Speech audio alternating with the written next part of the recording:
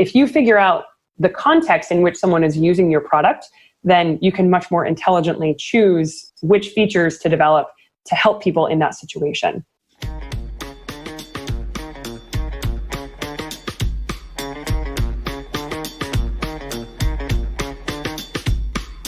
Hey everyone, welcome to Bright and Early, the podcast for people building early stage startups. I'm your host, Brian Ray. I talk to entrepreneurs, product people, designers, and marketing pros about their experiences during the early days to help you feel just a little less crazy.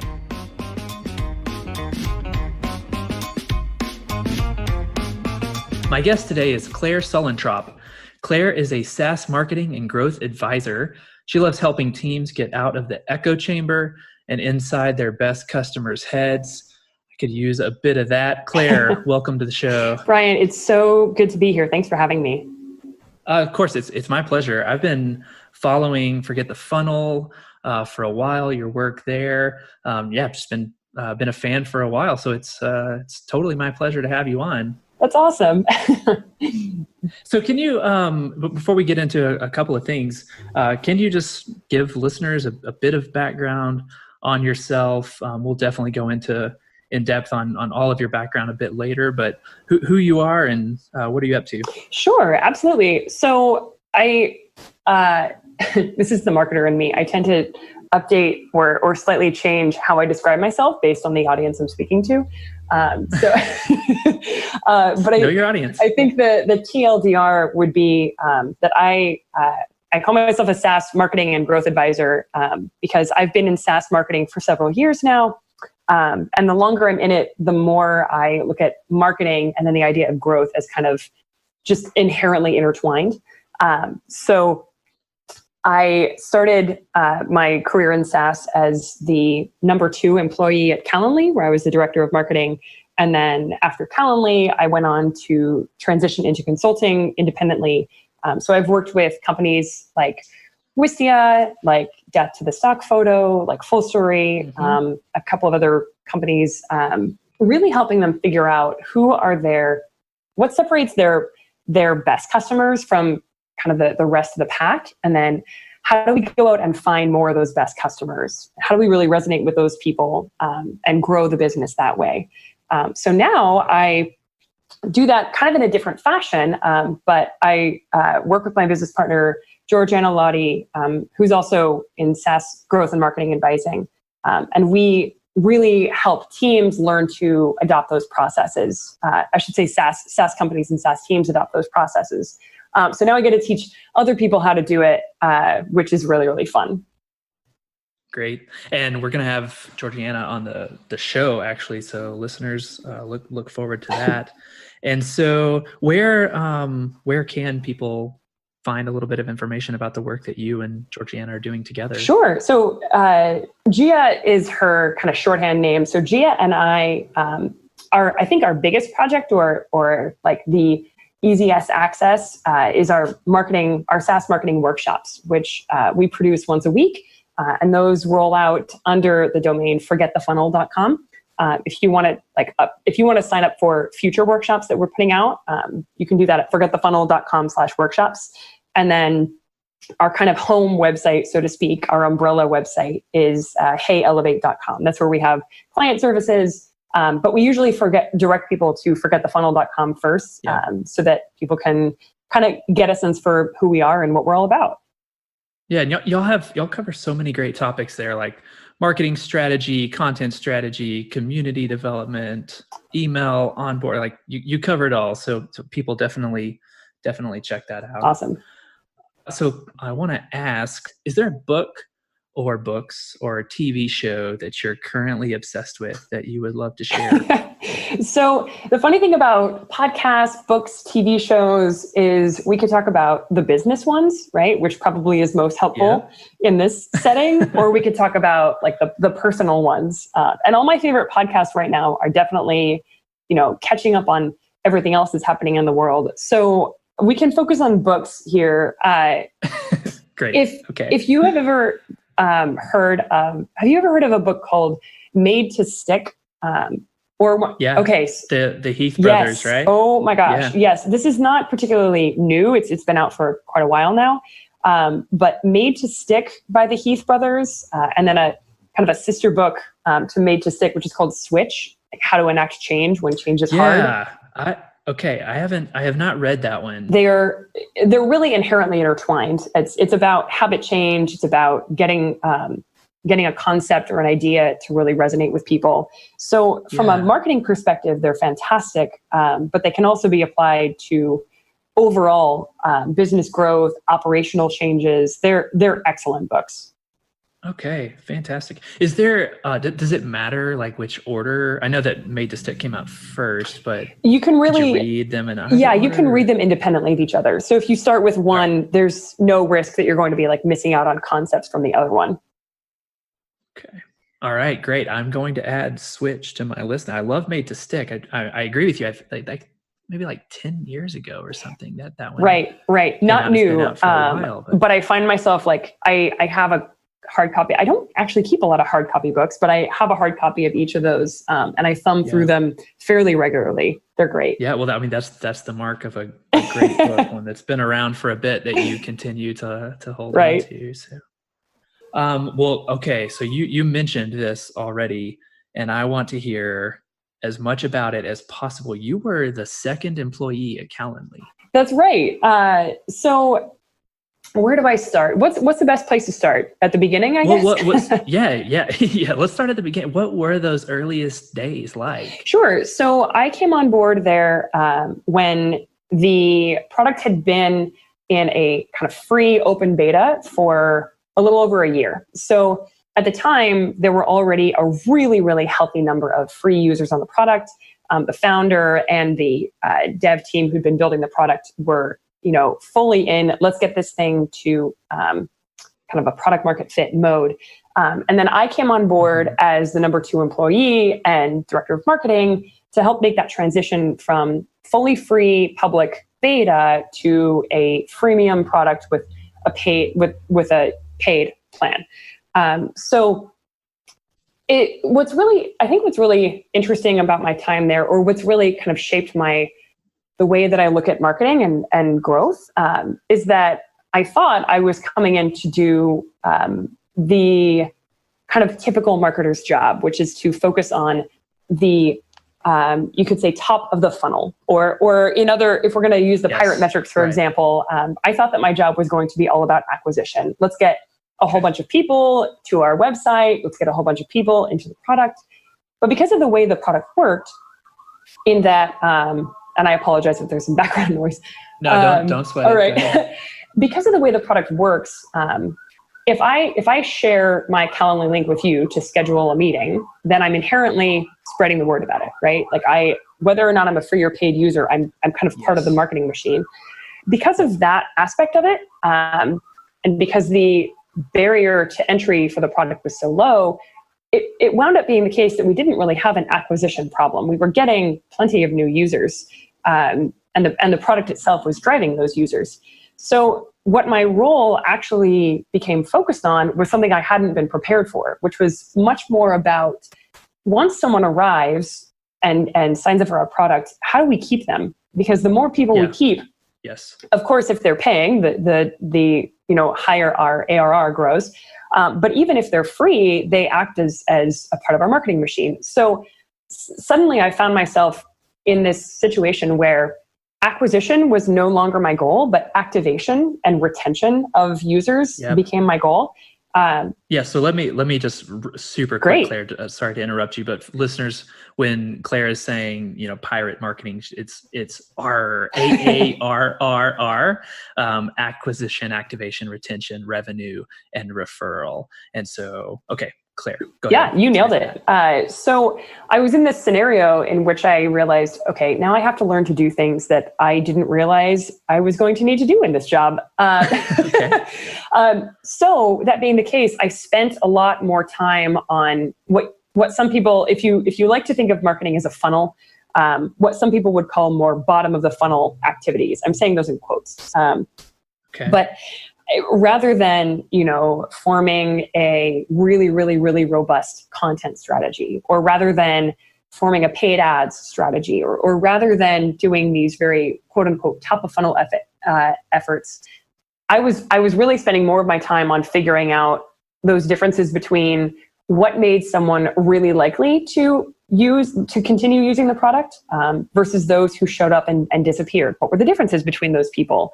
What were the roadblocks after someone signed up that we had to get better at helping them overcome to retain them? Mm-hmm. How did we drive people toward a paid plan rather than letting them hang out on the free plan forever? So that was really key to shaping my view of marketing as something that isn't truly a quote unquote top of funnel thing. Marketing is not simply acquisition. Marketing is really making sure that at every stage of the journey someone's going through when they experience your product, that you're helping them get to the next step of the journey and the next and the next and the next. So I've kind of carried that view into the consulting work that I do now, as elevate the partnership that I have with Gia. Hey everyone, it's Brian, and we'll get back to the interview in just a bit, but I wanted to let you know that Bright and Early is brought to you by Techstars Studio. Techstars Studio enables you to rapidly envision, validate, and launch disruptive new startups. Partner with the Techstars worldwide network to access entrepreneurial talent and a proven track record of helping the most promising startups succeed. For more information, visit techstars.com/studio. And if you decide to reach out, let them know Brian sent you.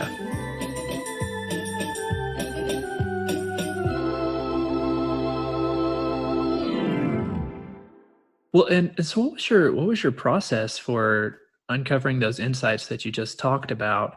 What you mentioned, what's the difference between the users who show up and then never come back versus those who continue to stick around and become our best customers? Sure. How did you discover that? So there's a lot of ways to do this. The one that I have found most clarifying is actually by having very in-depth interviews with a whole bunch of different customers. It's a bit of a new process for a lot of folks who are used to kind of building the product in a silo and then releasing it and assuming, okay, build it and they will come. But I spent a lot of time getting on the phone with folks who were really engaged in our product, both the free and the paid versions, to understand the differences and learning who these people were and what situations they found themselves in that led them to seek out something like Calendly and what, and really what context they were using the products in. So I'm going to say relatively high level because our episode is short, but this is a whole process that's evolved from the product development world and has more recently been applied into the marketing world, called Jobs to be Done. And there's a ton of literature out there on jobs to be done. So I'm happy to share some links with you after this. But essentially, I was doing what one would call jobs to be done interviews, where I was trying to figure out, okay, when you customer were going about your life and before you ever knew about our product, what happened that made you realize your current way of scheduling meetings wasn't working? And then how did you go about finding a solution to that? And how did you find us? And what made us stand out? And this is a process that anyone at any company can replicate. And going through this process, even though interviewing your customers is a bit of a lengthy thing, it is an in-depth project. But what it does is it unlocks so many insights around where your best customers hang out naturally, right? So that informs your quote unquote top of funnel marketing strategy, helps you figure out, should we be advertising on this platform? Should we be doing a sponsorship at this conference? Where do our people spend their time? It helps you figure out things like what pain points to emphasize in your messaging when you define, this is what probably solved. And then from the product perspective, it really helps drive feature development, right? If you figure out the context in which someone is using your product, then you can much more intelligently choose which features to develop to help people in that situation. Again, I'm saying relatively high level just because this is a bit of a TLDR. But. No. I am a huge proponent of jobs to be done. Amazing. And even have written a bit about it myself and do this work for my clients, I mean, I would, and I'm with you. I think we should, between the two of us, we could completely. We could have a 2-hour conversation about that alone. Yeah. So we will table that for maybe a future episode. But just as a couple of quick takeaways, like when you say in-depth interviews with a lot of customers, in-depth being like an hour or so of a conversation to get all of those contextual insights. So in a perfect world, an hour would be great. Okay. We can say that that's the ideal. Okay. But in-depth interviews, I have refined the process over time to get it to a point at which I can learn a lot in 30 to 45 minutes. Great. When I say lots of customers, would it be helpful to define that? Yeah, no, so those were my two things tell us how in-depth is in-depth and how many is a lot. So now we're getting into research theory and statistical significance and yes. And I'll try to fit this into a real world scenario. So if someone is listening to this and they're running running a business and they're like, well, what does this mean for me? Let's say you want to better understand who your best customers are and do these interviews. The way that I recommend that companies do this is go figure out whether it's in your CRM or your marketing automation software or just the back end of your product. Totally depends on where your kind of customer database lives, but go find the people who are the most engaged, the customers who are the most engaged. They're the least burdensome on support, right? They get it. And they sing your praises. They let their friends know about you. They tweet about you. Your customer success team or support team probably knows them by name, but in a good way. Yes.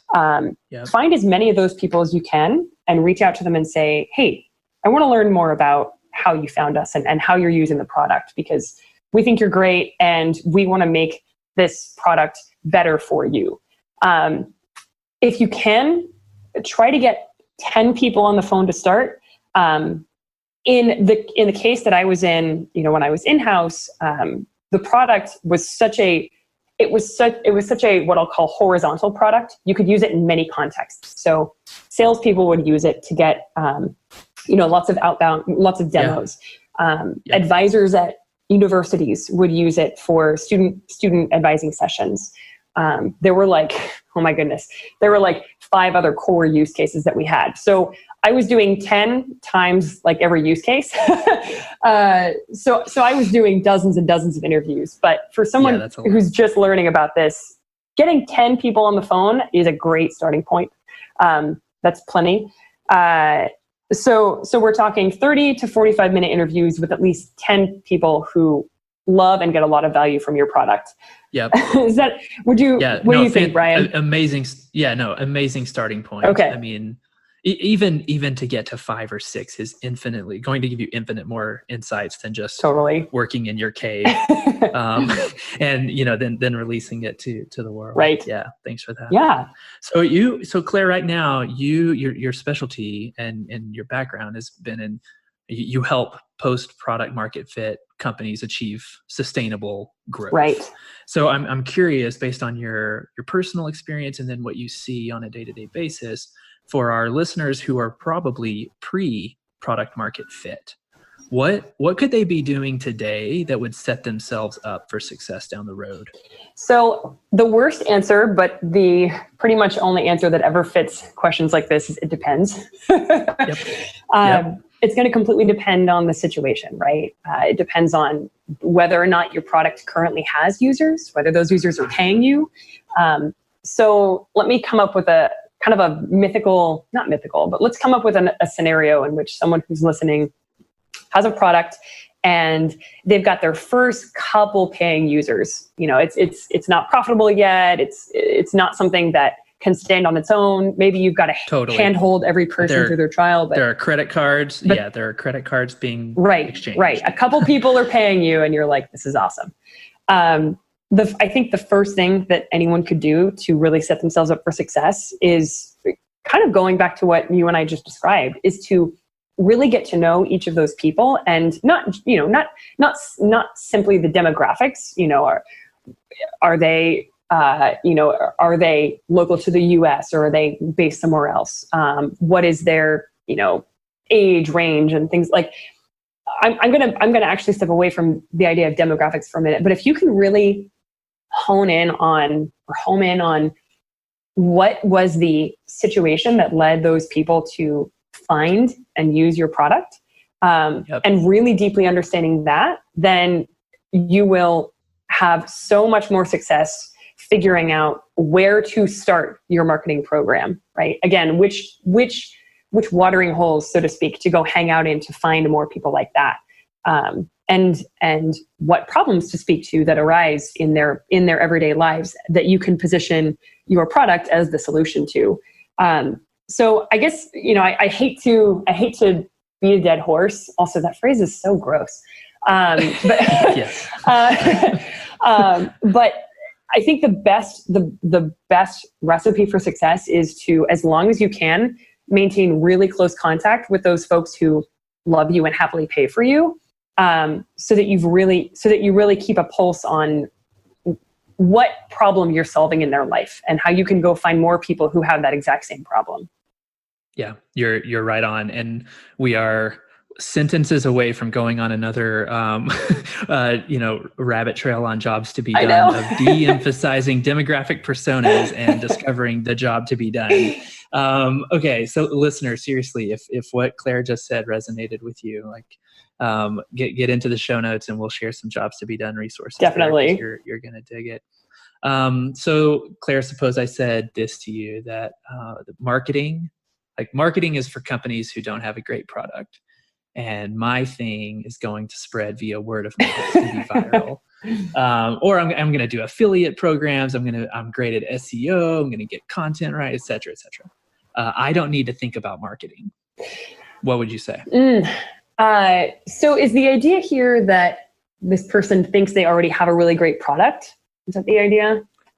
Yes. I mean, I talk to enough people who have said, I don't need to do marketing because I want this to spread by word of mouth, and it's going to be super niche to a tight community. Or I'll even say personally, one of my objectives is to build a SaaS product that doesn't need a sales team, right? Because my mindset is I want it to be able to to sell on its own. And so sales versus marketing, big difference there. But I definitely know folks who are like, I don't want to have to market this. It will market itself because it's so great. What are your thoughts? I think that in some very, very rare scenarios, a product all by itself can catch on. But I would say those are getting fewer and fewer and fewer and farther between, especially as SaaS becomes a lower and lower barrier to entry space within which to start a business. I mean, a lot of folks like to point to Dropbox as an example of something that had this viral component and made it spread like wildfire.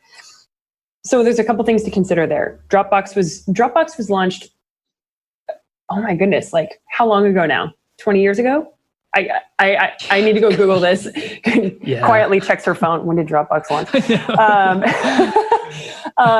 Some things to keep in mind would be that products that simply go viral maintain a very, very a couple of things. They maintain a very specific what's the word I'm looking for?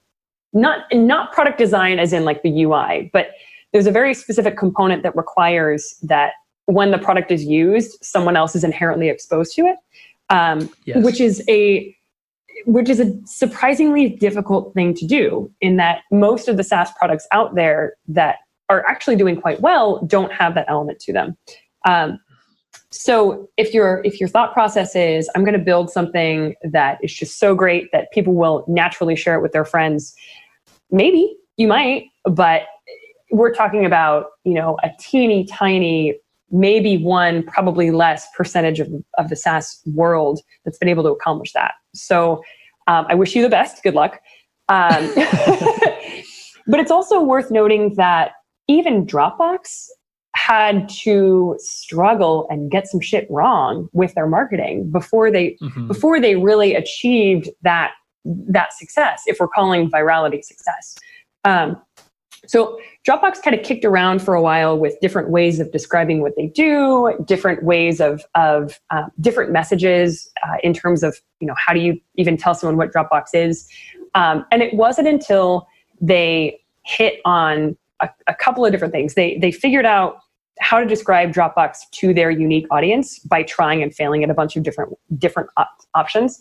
And then they went specifically to the community where their audience hangs out, which was at the time Hacker News, and dropped a demo video laden with Easter eggs that they knew their audience would laugh at, that they started to get that traction. And all of that work was marketing. That's all marketing.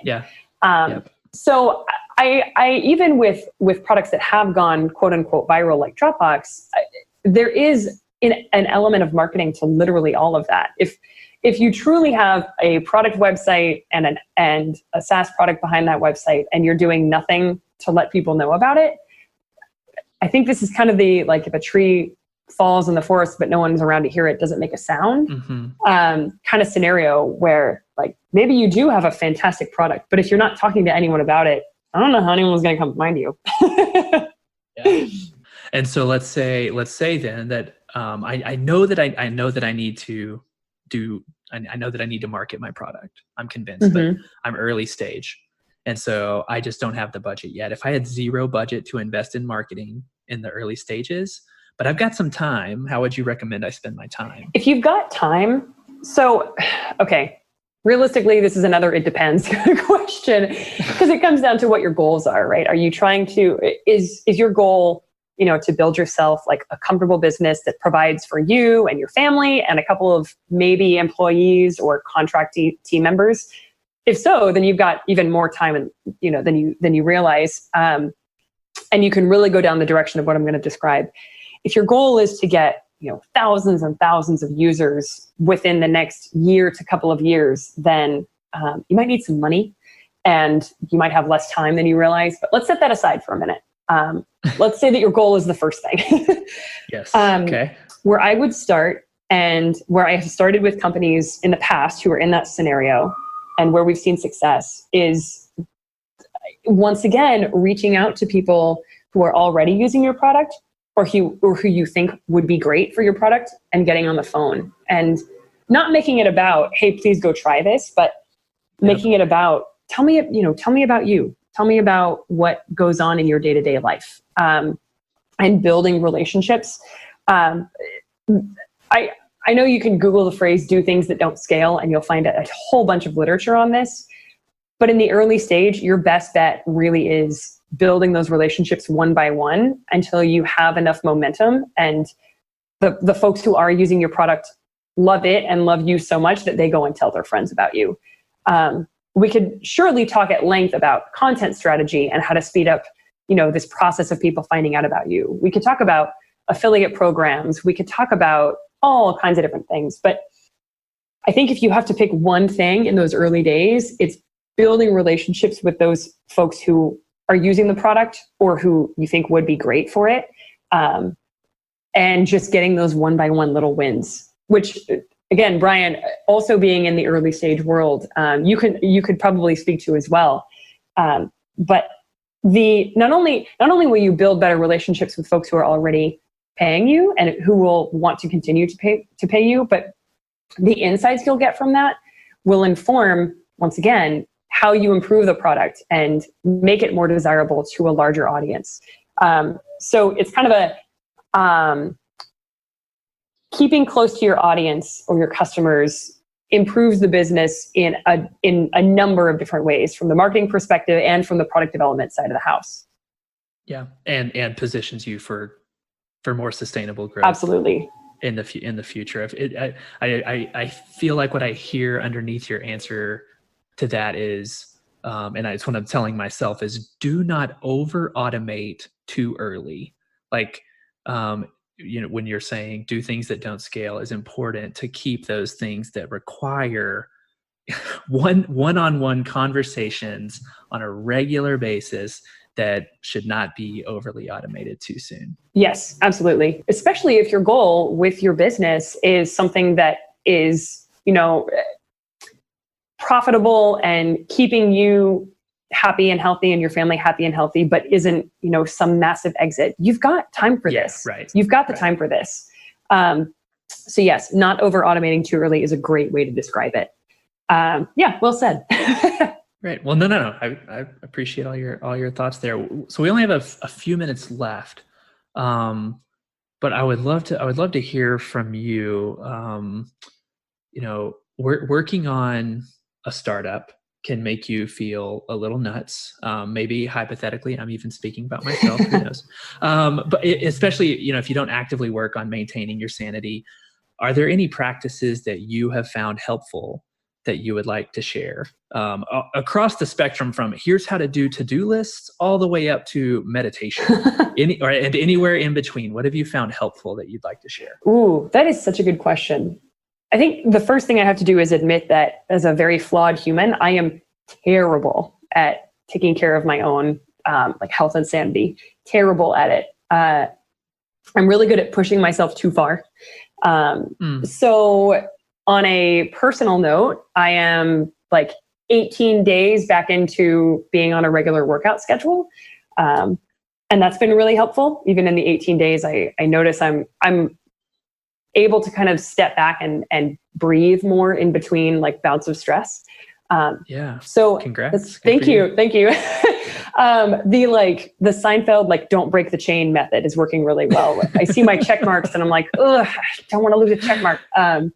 So I'm gonna link to Atomic Habits by James Clear in the show notes. Just kidding. So even if it's, truth be told, I'm not even doing anything that's strenuous. I'm doing a 30-minute workout a day. So even if it's something as tiny as that, holding on to a personal practice, whether it be meditation or working out or going on a walk or having coffee in the morning with your partner without your phones nearby, maintaining some kind of personal ritual, I have found really, really helpful. And then the other thing that I've found extremely helpful is, and I'm sure other guests have said this as well, but finding a community of folks like you who get it, whether that is in your town or whether it is online. One of the beautiful things of working in the software world is that the community available to you globally is just so huge if you're willing to go find the right space where people hang out. I mean, I'm sure you're quite familiar with the folks who hang out on the indie hackers community, for example. Yep. There's, a couple of different marketing communities out there, whether it's on Facebook or Slack or a Twitter chat. But finding your people who are going through the same experiences, and regularly setting aside some time to check in with those folks can do wonders. And when I say check in, I don't mean you should, you need to spend all day on indie hackers, for example, because you won't get much done if you've been in there all day. But very tactically speaking, I have a reminder on my task list every day at 4:30 to just check into some of my marketing communities, SaaS and marketing communities, and see how other people are doing, and see if I can share a link or a resource with other folks in similar situations. And it just kind of helps you get through some of those tougher times that folks in your personal life might not really understand if they don't also have internet jobs. So a personal ritual out in your real physical world, and then connection to your kind of business community, whether it's in the physical world or whether it's in the digital space. Both of those I find are kind of my anchors to staying sane. So Claire, we need to wrap up. How can our listeners find and follow you online? Oh man. So on the topic of using the online world as community, I am on Twitter a lot. It's my water cooler, so to speak. So Twitter is a great place to just say hello anytime. And then in terms of really keeping in touch, forgetthefunnel.com is the best place for sure. Gia and I put out new marketing workshops there every week. And if folks would find those helpful, then we would love to have them on board. My guest today has been Claire Suellentrop. Claire, thank you so much for taking the time to talk to me today. Brian, this was so much fun. Thank you for having me.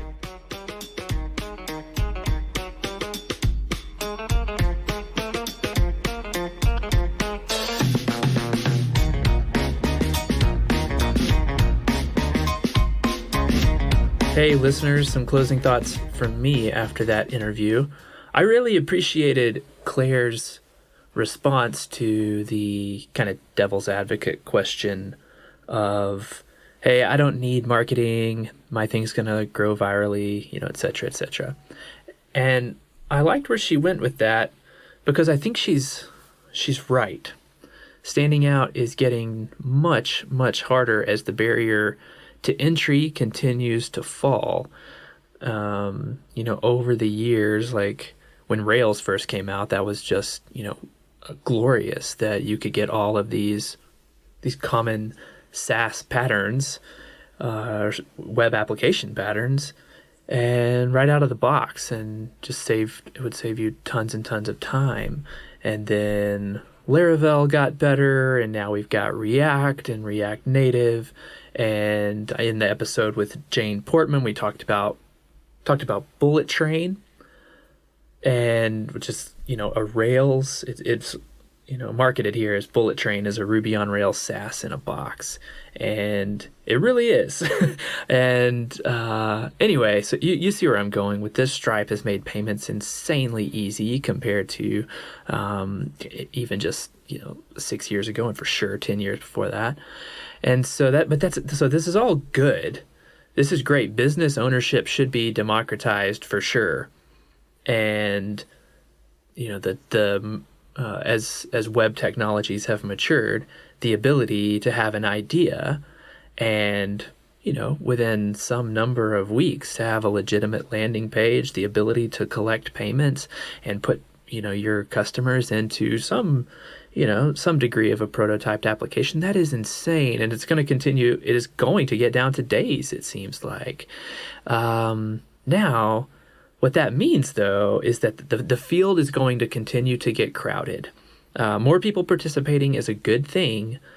The trade-off for that is it's going to be harder and harder to stand out. It's not the way that it used to be, where just being able to have an application sets you apart in that you could have an online presence. And so I like what Claire was saying. Marketing is going to continue to become more and more important. Because you've got to have a very legitimate business proposition and meet an actual demand, solve a pain point, be a painkiller. But you gotta be able to stand out through good storytelling, which reminded me of this tweet by James Clear. By the way, really quick aside, James Clear is this New York Times bestselling author of a book called Atomic Habits. And I highly recommend it. It's about integrating habits into your daily life for continuous improvement. You can probably find a couple of talks on YouTube or something. Okay, so, but he has this he's worth a good follow on Twitter. He has this tweet: good storytellers are more powerful than ever before. Technology has reduced the cost of sharing stories. One great story can move millions to act. Authors, podcasters, entrepreneurs, politicians, leaders. The person who tells the best story rules their corner of the world. And so he says technology has reduced the cost of sharing stories. Definitely true. I want to add to that, and this is what Claire was getting at. Technology has also reduced the cost of owning an online property. And so this is what it comes down to, is being a really great storyteller. I think this is why I've mentioned here, if you guys are following me online, you'll see that I often am commenting on or retweeting stuff from Justin Jackson. He and his co-founder John Buda are building Transistor.fm, which is like a podcast hosting service. It's where this podcast is in fact hosted. And the way that I learned about Transistor was through their podcast called Build Your SaaS, the story of building a SaaS company in 2018 and 2019. And, it began, as of this recording, like a year and a half ago, when they had, $200 in MRR or something, just from John's employer and a couple of friends who they, finagled in or something like that. And as of right now, I think they're like at 11 or 12,000 MRR, 144,000 ARR. And as with the day I decided that I wanted to do a podcast, I did not even bother looking at any of the other competitors because I had become so invested in their story and in what they were doing. I couldn't wait to be a part of it. And so that's a huge takeaway for me. I'm asking myself, okay, how do I do this? I completely agree with what Claire is saying. How do I do this well? And what are you thinking? How can you do this well? I would love to hear from you. You can reach me on LinkedIn. I'm Brian Ray. You can find me on Twitter. I would love to hear from you there. I am B Ray on Twitter, but Ray's spelled a little goofy. And let's go with the baseball theme this time. So it is B as in Brewers, R as in Rangers, go Rangers, H as in Houston, E as in Ebbets Field, and A as in Athletics. B Ray on Twitter. I would love to hear from you there. Listen, if there is anything I can do to make this show better, please let me know. This is your show. It's for you. Are there any topics that you would love for me to cover about early stage companies? Any guests that you know of that you think I ought to reach out to? Let me know. And until next time, thanks for listening.